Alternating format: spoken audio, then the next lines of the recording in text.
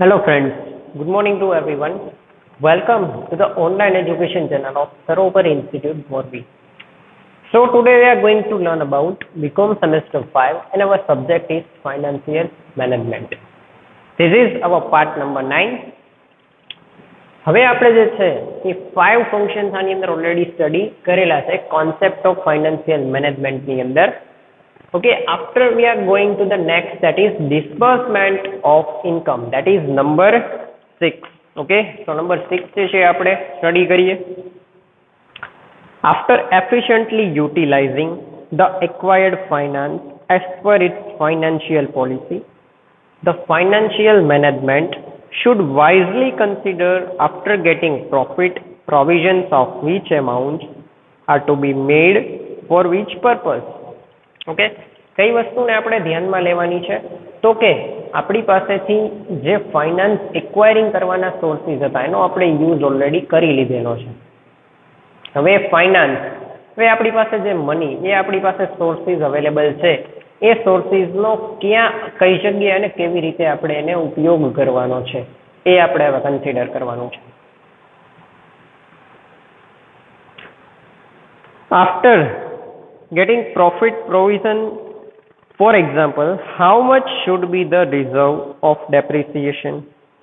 Okay, કે માની લ્યો કંપનીની અંદર મશીનરી છે, ફર્નિચર, ફિક્સચર્સ છે, બિલ્ડિંગ છે, એની અંદર અવારનવાર મેન્ટેનન્સ આવતું રહે છે. એ મેન્ટેનન્સને આપણે ડેપ્રિસિએશન તરીકે ઓળખીએ છીએ કે મિલકત ઉપર લાગતો ઘસારો. તો એની માટે થઈને એક આપણે રિઝર્વ ક્રિએટ કરવી જરૂરી છે. એના કારણે આપણે આકસ્મિક ખર્ચાઓને પહોંચી વળીએ છીએ, એટલે કે એની જે કાંઈ પણ રિઝર્વ હોય માંથી આપણે એ એમાઉન્ટ આપણે ઇઝીલી પે કરી શકીએ. તો આપણી ઉપર જે એક કહી શકાય કે ફાઇનાન્શિયલ બોજ એ ઓછો થઈ જાય છે. How much provision should be made for the depreciation? ઘસારાની જોગવાઈ, બરોબર છે, આ રીતનું પણ એક ફંડ ઊભું કરવામાં આવે છે કે કઈ ટાઈપનું મશીન છે, એની અંદર દર વર્ષે કેટલું મેન્ટેનન્સ આપણે ભરવાની જરૂરિયાત છે.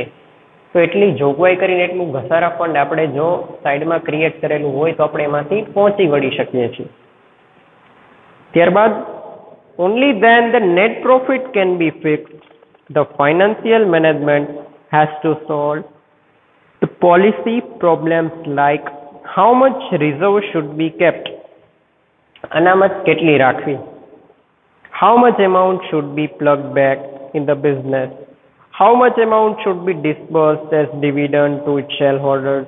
Okay, તો ઘણા બધા ફંક્શનને આપણે એક સાથે હેન્ડલ કરવાના છે કે ડિવિડન્ડ કેટલું પ્રોવાઈડ કરવું, કેટલા પ્રમાણમાં આપણે જે છે ફાઇનાન્સ રિસોર્સિસ છે તો એનો કઈ કઈ જગ્યાએ અને કેટલા કેટલા પ્રમાણમાં ઉપયોગ કરવો, કઈ પ્રકારની પ્રોવિઝન્સ છે, પ્રોવિઝન્સ એકોર્ડિંગ વર્ક કરવું, કેટલું ફંડ ક્રિએટ કરવું, તમામ પ્રકારની જે રિક્વાયરમેન્ટ છે એ ડિસ્બર્સમેન્ટ ઓફ ઇન્કમની અંદર ડિસાઇડ કરવામાં આવે છે. નેક્સ્ટ નંબર 7 છે આપણી પાસે policy of plugging back profit. Plugging back of પ્રોફિટની થિયરી પણ તમારે જે છે એ રીતની આવે છે, સમજવાની બહુ જ સરસ. એની અંદર જોવા મળશે the policy is to be determined as to how much profit earn from the business should be plugged back in the business and how much profit is to be disbursed as a dividend to the shareholder. Okay, આ પોઈન્ટની અંદર આપણને વાત કરી છે કે હવે આપણે જે આપણી પાસે રહેલો છે ફાઇનાન્શિયલ સોર્સિસ, જે વન ટાઈપ ઓફ ઇન્કમની અંદર ક્રિએટ થયેલ છે, એ ઇન્કમનું જે આપણે ડિસ્ટ્રીબ્યુશન કરીએ એ પ્રોપર મેનરમાં થવું ખૂબ જ જરૂરી બની જાય છે. ઓકે, પ્રોપર મેનરમાં શું કામ કે હવે આપણી પાસે પ્રોફિટ અથવા તો ઇન્કમનો જે સોર્સિસ છે એ સોર્સિસને આપણે શેર હોલ્ડરો વચ્ચે, ઇન્વેસ્ટરો વચ્ચે, કંપનીના જે થર્ડ પાર્ટી પર્સન છે કે જેણે ક્યાંક ને ક્યાંક ઇન્વેસ્ટમેન્ટ કરેલું છે એને ફેર, વ્યાજબી આપણે કહી શકીએ, વ્યાજબી પ્રમાણમાં એને એનું રિવાર્ડ મળવું જરૂરી થઈ જાય છે. ઓકે, તો કઈ વસ્તુ ધ્યાનમાં રાખવાની છે કે પ્લગિંગ બેક ઓફ પ્રોફિટ, જે નફો છે નફાનું પ્રમાણ આપણે ખાસ કરીને આની અંદર ધ્યાનમાં રાખવાનું છે. ઓકે, કઈ વસ્તુ કેટલા પ્રમાણમાં આપણને મળી શકે છે. Okay, next point number 8 policy of investing in the assets of business. Policy of investing, તો કે હવે તમારી પાસે ઇન્વેસ્ટમેન્ટ કરવા માટે પણ ઘણા બધા ઓપ્શન્સ અવેલેબલ છે. કેટલું ઇન્વેસ્ટમેન્ટ કરવું, કયા પ્રમાણમાં કરવું, ઓકે, ઇન્વેસ્ટ કરેલી મની જે છે એનો યુઝ કઈ રીતે કરવો, in the assets of the business. Several materials and assets are needed in the business. It is also essential to determine as to how much investment should be made in the assets. ત્યારબાદ a specific policy should be framed as to how much investment should be made for industrial shed, machinery tools, furniture, raw materials for the manufacturing goods. કે જે આપણી ઉત્પાદન પદ્ધતિ છે, આપણી પાસે જે ઉત્પાદનના સાધન છે એની માટે જે આપણે રિસોર્સિસ કલેક્ટ કરેલા છે એની અંદર કેટલા પ્રમાણમાં આપણે ઇન્વેસ્ટમેન્ટ કરવું જરૂરી બની જાય છે એ વસ્તુને આપણે ખાસ કન્સિડર કરવાની છે. ઓકે, સો વેરી ફર્સ્ટ તો આપણે કન્સિડર કરશી કે બિઝનેસની અંદર આપણી પાસે કેટલી એસેટ્સ છે ને કયા પ્રમાણમાં છે. કેમ કે એસેટ્સ ઉપર જનરલી આપણે ડેપ્રિસિએશન કાઉન્ટ કરતા હોઈએ છીએ, તો એની માટે થઈને એક રિઝર્વ ફંડ ક્રિએટ કરવું જરૂરી છે. કેમ કે એકોર્ડિંગ ટુ ધ ટાઈમ આ પ્રકારની એસેટ્સની પાછળ આપણે અમુક રિઝર્વ્સ ક્રિએટ કરીએ છીએ. કેમ કે એની અંદર મેન્ટેનન્સ આવતું હોય તો મેન્ટેનન્સને પહોંચી વળવા માટે થઈને ખાસ કરીને બિઝનેસની અંદર આ પ્રકારનું ઇન્વેસ્ટમેન્ટ જરૂરી બની જાય છે કે જે બિઝનેસની એસેટ્સ છે. આગળ જોઈ depreciation, unexpected risk, current machines becoming redundant and with the induction of new modern machines should be taken into consideration. કઈ વસ્તુ આપણે કન્સિડર કરવી પડે? Unexpected risk. ઓકે, હવે રિસ્ક જે છે મેઇનલી બે ટાઈપ્સમાં છે. એક છે ઇન્શ્યોરેબલ રિસ્ક, એક છે અનઇન્શ્યોરેબલ રિસ્ક. તો એ રિસ્કને ઇન્શ્યોર કરી શકાય, એટલે કે એનું ઇન્સ્યોરન્સ કરાવી શકાય કે એ રિસ્કને આપણે પહોંચી વળીએ એટલા માટે થઈને. બરોબર છે કે જે રીતે કાંઈ પણ નાનું મોટું નુકસાન થાય, તૂટફૂટ થાય, એક્સિડન્ટ આ બધી જે છે એ ઇન્શ્યોરેબલ રિસ્કની અંદર આવે છે. પણ કુદરતી આફત છે ને આપણે નથી કરાવી શકતા ઇન્શ્યોર, તો એ અનઇન્શ્યોરેબલ રિસ્કની અંદર આવે છે. તો આ રીતે આપણે એ વસ્તુ ઉપર તેને જજ કરી શકીએ છીએ કે આ વસ્તુને આપણે ઇન્સ્યોરન્સ પ્રોવાઈડ કરી, જેના લીધે એ આપણી જે એસેટ્સ છે એને સિક્યુરિટી મળે છે, એની વેલ્યુ આપણને ઇન ફ્યુચર રિકવર થઈ શકે છે. So this is number 8.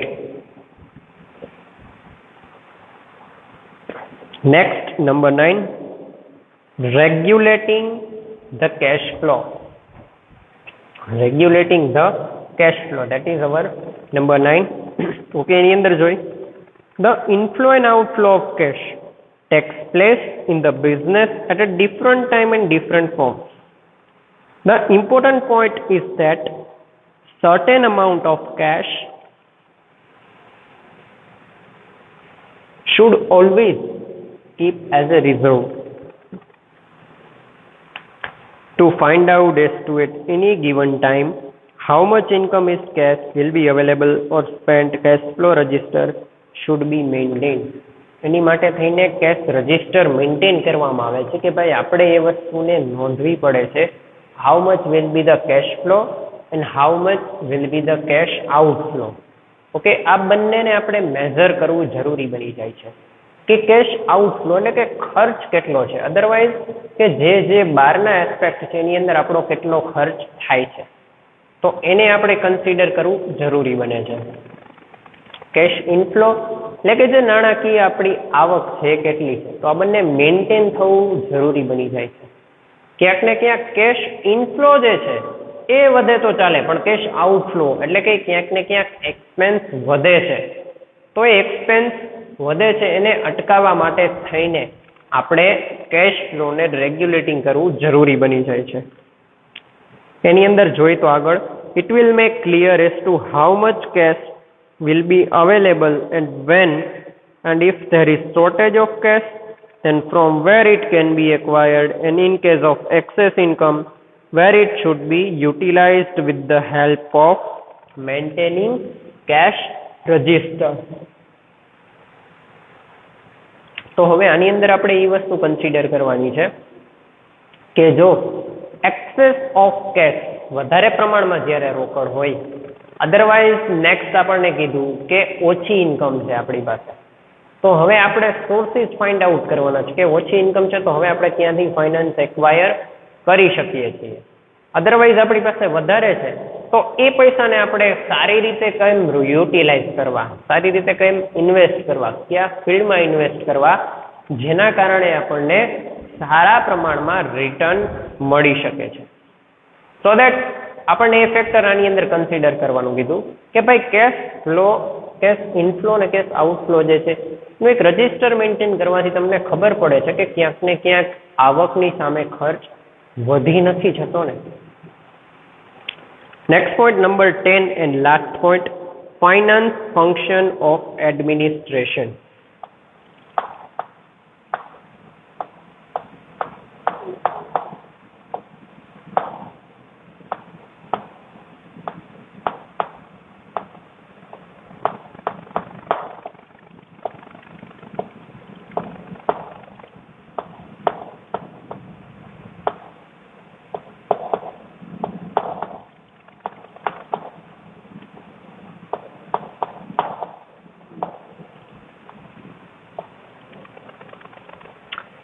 Finance function of administration એટલે કે વહીવટની અંદર હવે આપણે ફાઇનાન્સનું ઇમ્પોર્ટન્સ શું છે એ જોવાનું છે.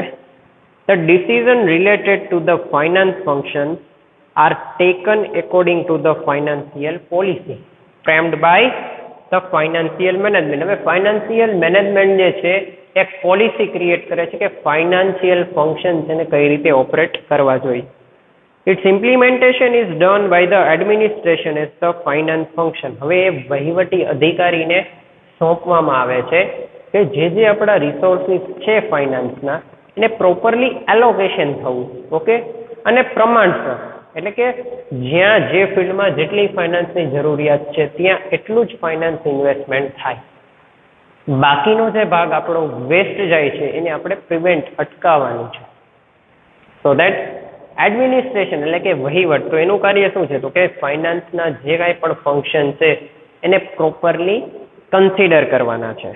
Okay, so these 5 are the functions of the financial management. We are discussing total 10 functions of the concept of financial management. Thank you.